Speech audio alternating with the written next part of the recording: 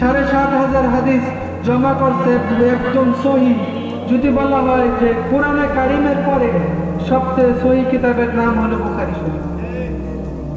কোরআনে কারিমের পরে সবচেয়ে সহি কিতাবের নাম কি বলেন? বুখারী শরীফ। তাই বুখারী শরীফের যে মুসান্নেফ, বুখারী শরীফের যে লেখক, সে কিভাবে মৃত্যুবরণ করছে, তার মরণটা কি ভালো হয়েছে। যে বুখারী শরীফ যখন তার এলাকায় যখন শেষ অবস্থা বুখারী শরীফ লেখলো, তখন তার এলাকার কিছু লোক তাকে বলতেছে, এই তুমি তো বেদাতি, তুমি তো নতুনত্ব আবিষ্কার করছো, এই হাদিসের কোনো ভিত্তি নাই, তুমি বেদাতি। তার মতো একজন মানুষ তাকে বেদাতি বলে তুকমা লাগাইতেছে, এই তুমি তো একজন বেদাতি যে সারা জীবন বুখারী শরীফ লেখলো, সহিহ হাদিস। এই বুখারী শরীফের মুকাদ্দমা, বুখারী শরীফের ভূমিকার মধ্যে এই ঘটনাটা আসছে, যে তুমি তো বেদাতি, তোমার এটা ভিত্তি নাই। যখন ইমামে বুখারী যখন এটা শুনলো, তার মনে অনেক কষ্ট পাইছে যে আমি এই এলাকায় থাকবো না, যে আমার এলাকার মানুষ আমাকে বেদাতি বলে তারাই দিল, আমি এলাকায় থাকবো না, তাহলে অন্যত্র চলে যাই। বুখারী রহমাতুল্লাহ আলাইহি সে ভাবলো যে আমি এই জায়গায় থাকবো না, আমি অন্যত্র চলে যাই, যে আমাকে এই জায়গায় বেদাতি বলে তারাই দিল। বুখারী রহমাতুল্লাহ আলাইহি যখন অন্যত্র যাইতে চাই, সেখানে লোক কিছু তাকে গ্রহণ করতে চায়, যে হ্যাঁ আপনি আসেন, আপনি এত বড় বুজুর্গ, আপনি আসেন আমাদের কাছে। কিন্তু এই জায়গায় কিছু লোক যায় তাকে বলতেছে, এই আমরা আমাদের এলাকা থেকে তারাই দিছি তাকে, তোমরা কেন তাকে গ্রহণ করবে? বুখারীর মতো একজন মানুষ তাকে বলতেছে যে তোমরা কেন তাকে গ্রহণ করবা, এই এলাকায় তার জন্ম, এই এলাকা থেকে তো তাকে আমরা তারাই দিছি। বুখারী রহমাতুল্লাহ আলাইহির কাছে যখন এই কথাটা যায়, এই কথা যখন কানে যায়, তখন বুখারী রহমাতুল্লাহ আলাইহি আর সহ্য করতে পারলেন না। দেখেন আল্লাহর সাথে তার কেমন সম্পর্ক। আল্লাহ তাআলা নবীজি হাদিসে বলছেন, লাউ আকসামা আলাল্লাহ লা আবাররা। আল্লাহর যদি কোনো প্রিয় বান্দা যদি কসম খেয়ে কোনো কথা বলে, আল্লাহ তাআলা সেই কসমকে সঙ্গে সঙ্গে পূরণ করে দেন। সুবহানাল্লাহ। লাউ আকসামা আলাল্লাহ লা আবাররা, আল্লাহ তাআলা কসম খেয়ে বলার সঙ্গে সঙ্গে সেই কসমটা আল্লাহ তাআলা পূরণ করে দেন। তো দেখেন আল্লাহর সাথে কেমন সম্পর্ক। বুখারী রহমাতুল্লাহ আলাইহি আর সহ্য করতে পারলেন না। বুখারী রহমাতুল্লাহ আলাইহি ওই জায়গার মধ্যে শুইয়া ডান হাতটা মাথার তলে লাগাইয়া সে বলতেছিল, লা ইলাহা ইল্লাল্লাহ। প্রত্যক্ষদর্শীরা বলতেছেন যে বুখারী রহমাতুল্লাহ আলাইহি লা ইলাহা ইল্লাল্লাহ পড়ে শোয়ার সঙ্গে সঙ্গে 1 সেকেন্ডও দেরি হয় না, বুখারী রহমাতুল্লাহ আলাইহি দুনিয়া থেকে বিদায় নিয়ে গেছে। জোরে বলেন সুবহানাল্লাহ। কি ভালো মরণ ছিল, আল্লাহর সাথে কেমন সম্পর্ক ছিল, খালি শুধু বলছে লা ইলাহা ইল্লাল্লাহ। ডান কাতে শুইছে, হাতটা মাথার তলে লাগাইছে, আল্লাহর বান্দা দুনিয়া থেকে চলে গেছে। এখনো মানুষের অনেক চুলকায়, হুজুরদের দেখলে বিশ্বাস করতে পারে না যে ভণ্ড জঙ্গি। হুজুরদেরকে এখনো এরকম হয়ে গেছে। বুখারী রহমাতুল্লাহ আলাইহি যেমন বলতেছিল, আল্লাহ এই দুনিয়াটা আমার জন্য সংকীর্ণ হয়ে গেছে, দুনিয়ার অনেক প্রশস্ত, তোমার জমিন অনেক প্রশস্ত, কিন্তু এই জমিনটা আমার জন্য সংকীর্ণ, আমি এই জমিনে থাকতে চাই না, আল্লাহ তুমি আমাকে উঠাই নাও। এইটা বলার সঙ্গে সঙ্গে ইমাম বুখারী রহমাতুল্লাহ আলাইহিকে আল্লাহ তাআলা উঠাই নিয়েছেন, আল্লাহ তাআলা তার মৃত্যু দিয়ে দিয়েছেন। এখন আমাদের জমিনে মুল্লাদেরকে কেউ পছন্দ করে না, কেউ তাকে মুল্লা কয়, কেউ হুজুর দেখে মোল্লা কয়, কেউ তারে কাঠ মোল্লা কয়, কেউ তারে জঙ্গি কয়, কেউ তারে দেশের দুশ্মন কয়, কেউ তারে দেশের দুশ্মন কয়, কেউ তারে গালি দেয়। আজকের জন্য আমাদের হুজুরদের জন্য এই জমিনটা প্রশস্ত ছিল, অনেক সংকীর্ণ হয়ে গেছে। এই জমিনটা আমাদের জন্য সংকীর্ণ।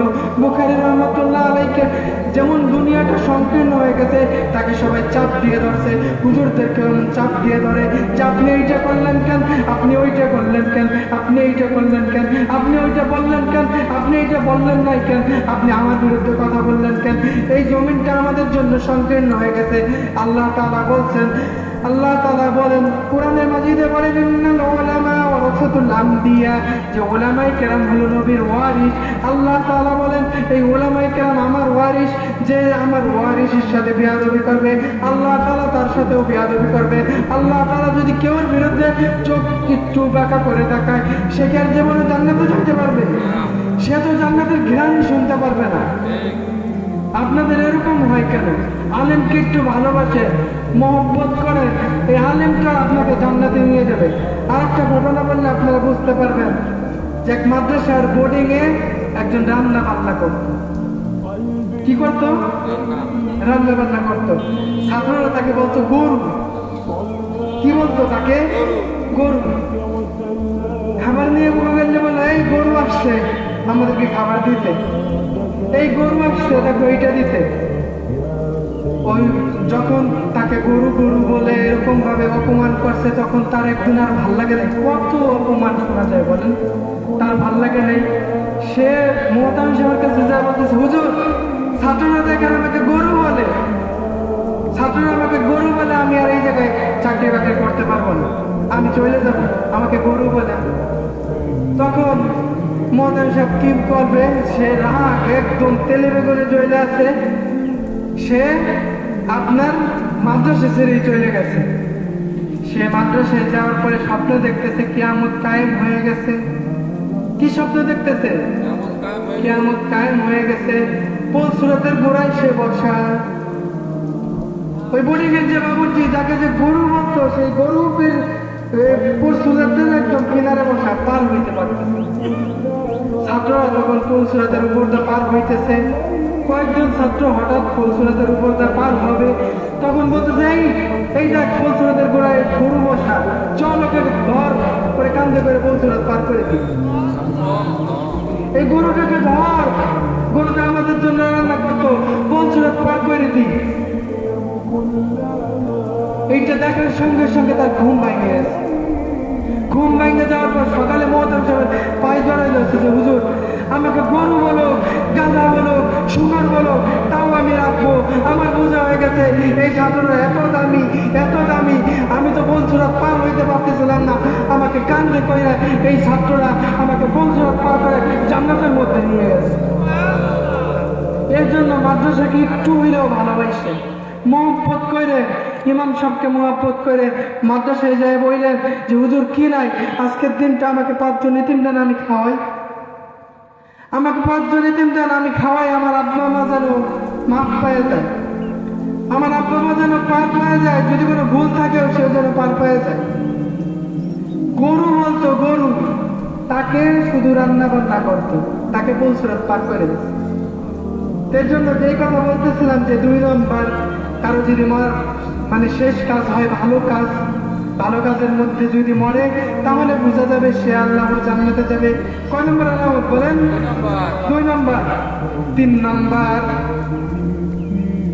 3 নম্বরের আলামত আল্লাহ তাআলা কোরআন মাজিদের মধ্যে বলছেন ওয়াজাআত সাকরাতুল মাউতি বিল হক, যে মরণের সাকরাত আসবে, মরণের কষ্ট এটা তোমাকে পাইতেই হবে, পাইতেই হবে। বলছে যে একটা ছাগলকে যদি জবাই না করে চামড়া ছুইলে যদি ওইটাকে রাখা হয়, যতটুকু যন্ত্রণা হবে তার চেয়েও বেশি যন্ত্রণা হবে একটা মৃত্যু।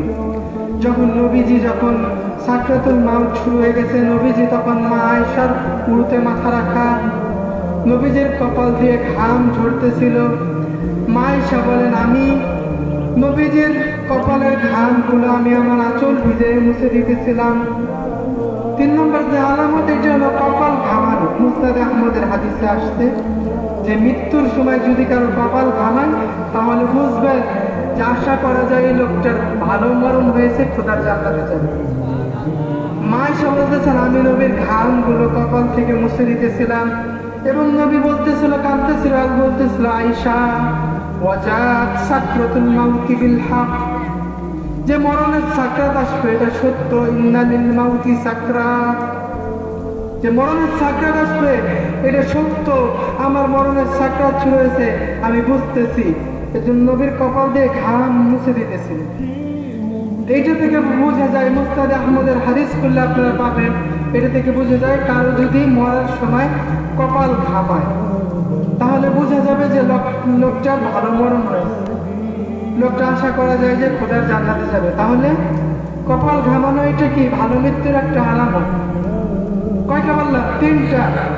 প্রথমটা যার শেষ কথা হবে লা ইলাহা ইল্লাল্লাহ। দ্বিতীয়টা কেউ যদি মরার সময় ভালো কাজের মধ্য দিয়ে মারা যায়। 3 নম্বর, কারো যদি মরার সময় কপাল ঘামায় তাহলে বোঝা যাবে যে এই লোকটার ভালো মরণ হয়েছে। 3টা। 4 নম্বরের আলামত কিভাবে বুঝবেন যে ভালো মরণ হয়েছে? কেউ যদি জুমার দিন এবং জুমার রাতে মারা যায়, কেউ যদি জুমার দিনে মারা যায় বা জুমার রাতে মারা যায়। আমাদের মধ্যে অনেকের ভ্রান্ত ধারণা আছে জুমার দিন